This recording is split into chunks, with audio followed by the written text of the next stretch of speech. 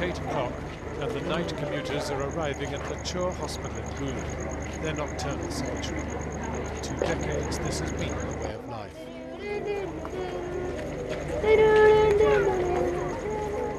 Children, not one of whom has ever known a bed at home. Children who think it natural to carry bundles of bedding to hide out the night hours from those who would abduct and brainwash them to perform their murderous work. There are only 5,000 of them tonight. Each new attack provokes an upsurge of double that number. It's a different night tonight. There's a film on about cholera. The big screen is something they have rarely, if ever, seen.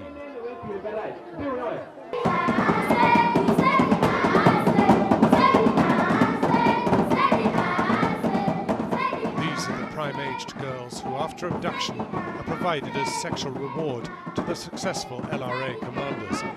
The boys, if taken, are taught to shoot and kill. These are the drawings of children who cannot forget, who were indeed abducted, who have killed, have been raped, have mothered children at 12.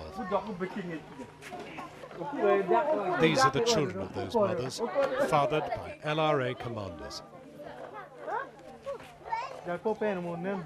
And these are the young boys who have terrorized a whole region, led and indoctrinated by a crazed spiritualist. More than 20,000 have been rescued by the Ugandan army and put through rehabilitation centers like this one. So if you have spent some time with them, they give you now the gun and they tell you how to shoot it, how to kill people with. And did you shoot it? Yeah, he did it. Only one of the lawyer's 3 babies survives. One was killed by an army helicopter gunship. The other died of cholera. Her story gets still worse, for after her abduction, she was taken back to loot her own home village. My mother recognized me as I was passing and called out a lawyer. Then the commander ordered us to kill my mother. God. Outside another rehab center, the army delivers a wounded child soldier captured on the unseen front line of battle. The children already in rehabilitation chant a welcome song.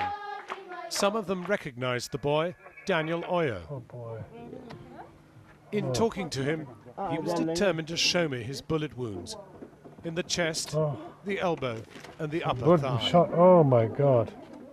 He is one of the obvious victims of LRA abduction, but there are also those made homeless by the threat of LRA attack.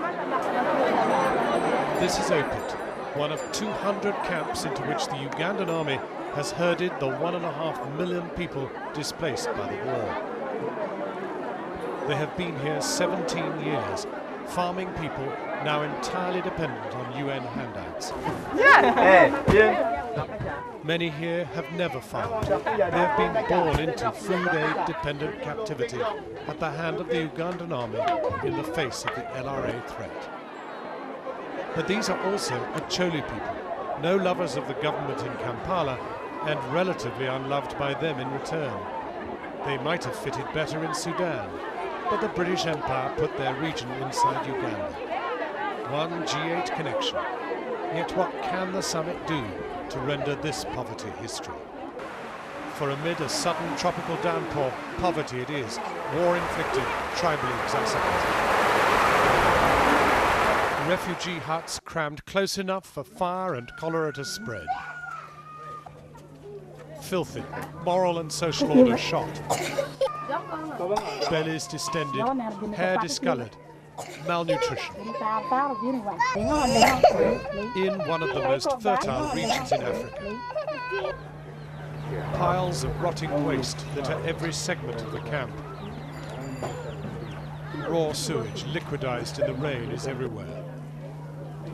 The elected camp leader says in this forgotten war, the people are the most forgotten element. There's nothing since 1998. Nothing. Nothing. Blanket, no saucepan, no jerrycan, no anything, even a cup. There's nothing. The people stayed just only for food.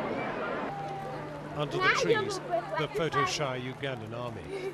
Tolerated here, but accused elsewhere by Human Rights Watch of serious abuses.